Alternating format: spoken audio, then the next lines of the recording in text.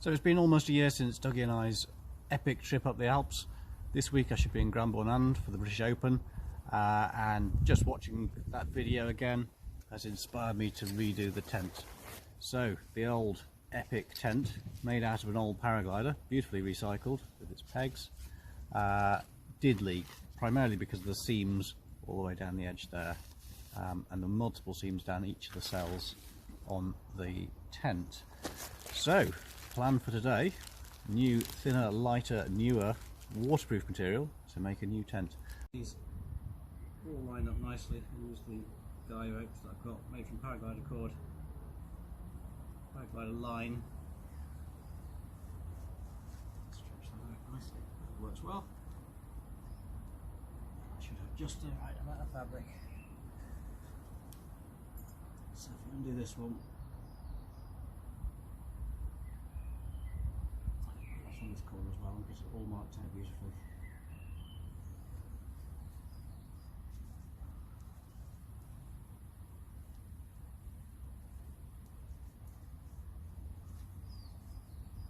So if you're going to be making this yourself, the idea of having a template would be really useful to be able to put this out in front of you on your fabric.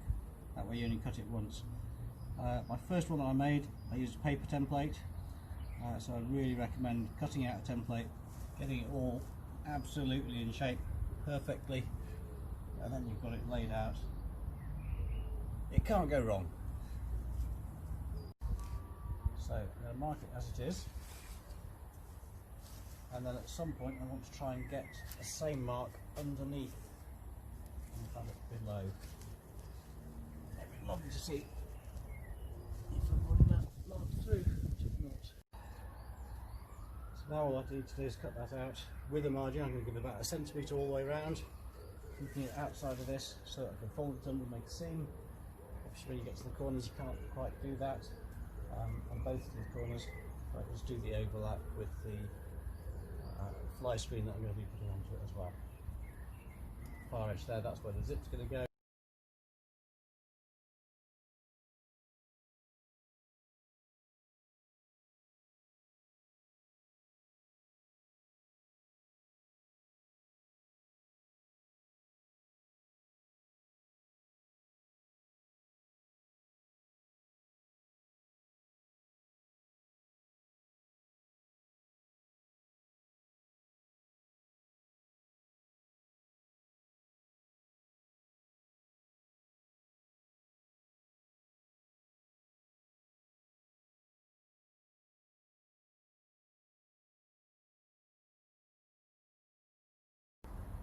This is where the neck goes. The short end is the zip, the long end is the back that goes over your paraglider and gives you the sleeping space once you're in the bed. So, zip at this edge, I need to do a seam down there. So what I'm doing with the top surface sliding off the edge there, I'm pulling that on with my hand and keeping the tension with my right hand in the background, and that keeps both sides together. I'm doing the steering with that. Yes, nearly there. Oh, it's come up undone there. Make sure it follows through underneath. You don't get any wrinkles in it. So that's just up to the edge there. I'm going to put a locking stitch in there. So the next stage is to cut out the hood area and the collar. This collar I'm making 8 centimetres in depth, so I'm going to fold that over in half and give a comfortable collar edge. So now I've pinned this out, and this is the hood, which I think is absolutely critical step. Make sure you pin this first before trying to stitch it. I've got the front edge that's matching up here on the fronts there, and with my measurements it hasn't quite worked, and that's a bit longer at the back there on the sides. Doesn't matter because I'll just stick it on there when it comes to it. The other bit you may have noticed is that I've left this a little bit wider. The idea of this is going to be that I put a seam on here, and then when I fold it over to make the next seam, the thread comes out from here for the tie cord, and that way it's not rubbing against the raw edge of the fabric by itself, which I found was starting to fray on the previous model.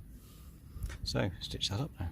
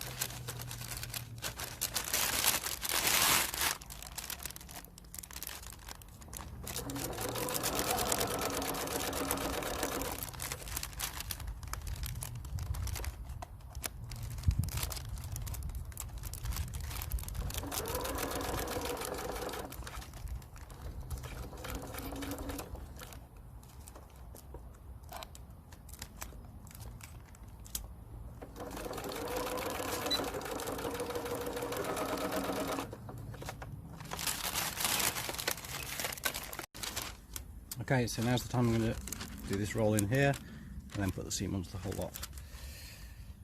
Hope we don't need the pins for that. There we go.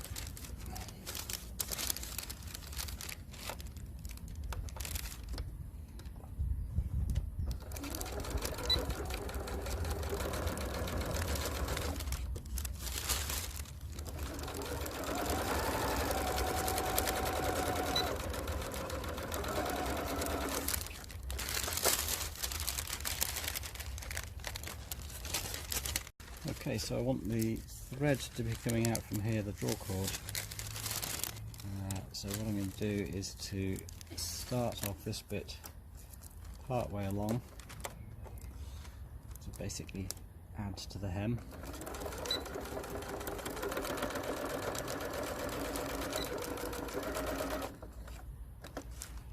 Stop that there.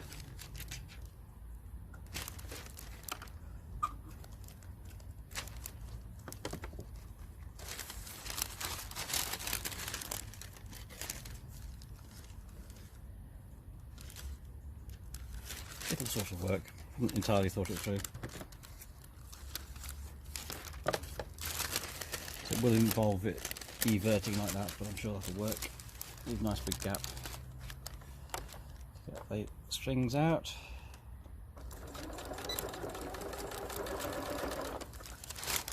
So I've measured out the collar. It's the same width as the base of one of the halves of the loop of the head hood, and again, and then that neck, the back bit strip, so it should be the right size. I'm just going to do a single run without locking over this bit, just to give it a seam. Then it's going to all be folded over in half, and then that's going to be the collar. I'll be taking that up there.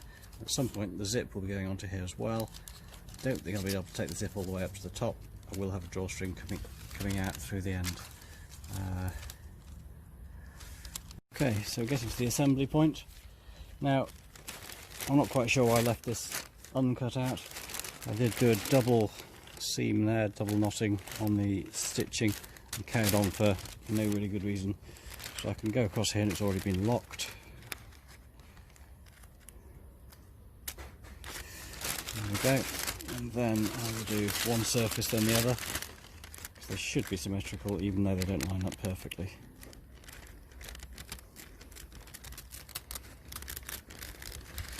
I don't want a particularly big seam across here because this could tighten around your neck. Oh, I've been doing two surfaces there. That was lucky. So make sure my hands are inside.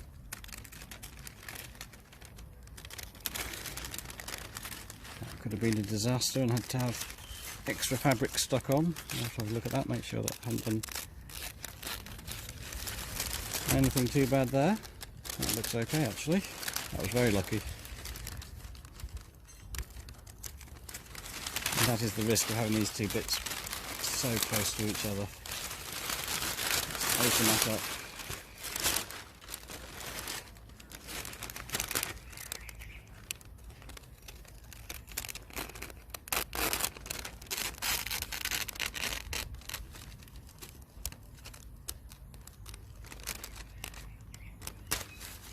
Yeah. Right, so I'm going to assemble this from the inside. So from the inside, I'll want to have the hood first, this way around, and then the collar there. And inside the hood, we need to have the collar. So I'm just going to put a tack there, just to get things started. Then from there, I'll go back out to the end and I'll stick it all together. Then I'll check it again. But that looks like that's how it's going to go. This is sitting on the inside of the hood. Hood comes on the outside. That is the outside. Excellent. I'll just pin that together now. So here it is pinned out. I've pinned down the first bit of the seam for the zip just to make sure that's on the inside and it's nice and square, ready to go. I've started at this end, the three of them match. I've tacked it all the way across with pins. all the way. There's a little gap at the end there, about a centimetre or so, where the collar lies a little bit short. I'm not too worried about that either. Here we go, let's stitch this down.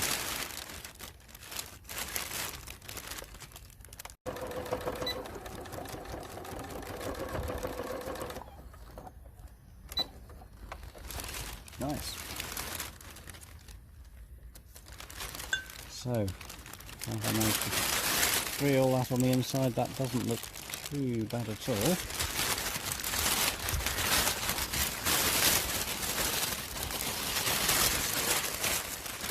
We are going to have a collar on the inside, and we're going to have a hood on the outside.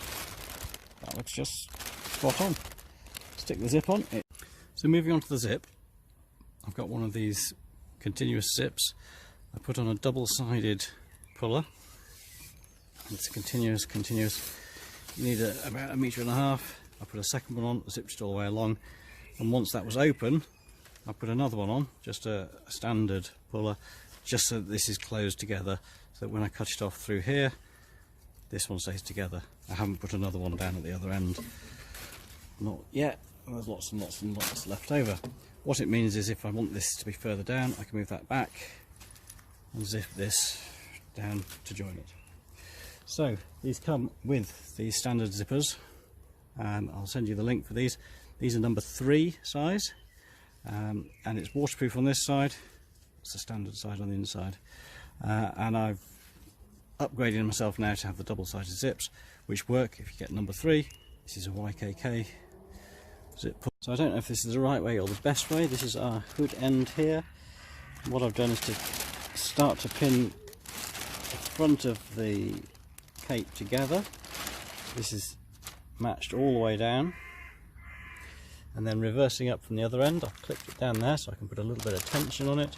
I can pull on these pins that I know are secure and in the right place, keep that tension, keep them parallel, and then underneath that I'm taking the pins out and I'm putting the zip in with it zipped up, and then at a later stage when I come to do the stitching, I'll unzip it and just do it alongside the pins. Here we are. I've just stuck the zip in. I haven't folded that end under.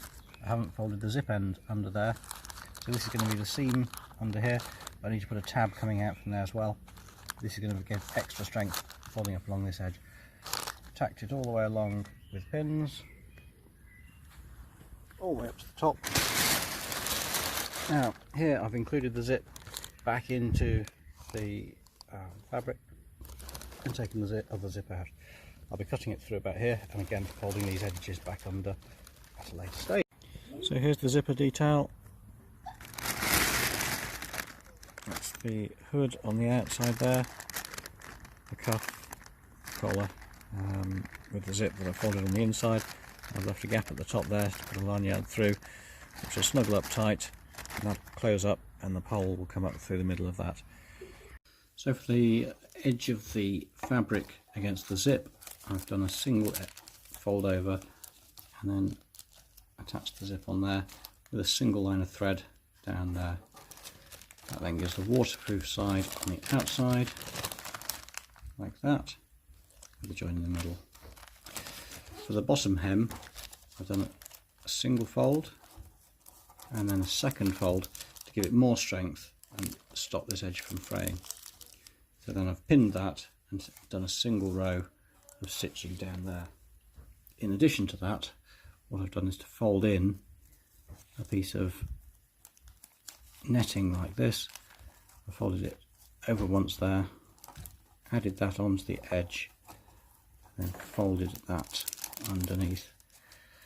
Again, that gives stronger stitching to give you double layer of stitching through the netting, and then just a thin 6 inches or so of netting across there. It's just my little fly net at the bottom of the tent.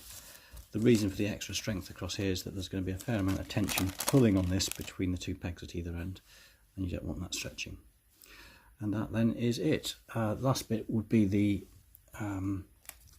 tabs to put the hooks in. So again, what I've tried to do is to try and do that on the inside of this, which is perhaps a mistake. So fold that into there, and you could actually then, sorry, in between these 2 bits rather than on the inside, because I want the tab coming on the outside part underneath here. So I've folded that over as a simple loop. This is just a bit of tape that I've got. Where this was running along as a seam here, I've left a gap there, popped that in, and then just fitted that around and carried on stitching either side of it, tucking that back into the other side. So it's not the perfect solution, but it means that that's going to be on the outside, this is the inside, and then I've run stitching up as well along the inside of the tent, both of these, to give it some strength along the fabric because it's quite weak otherwise.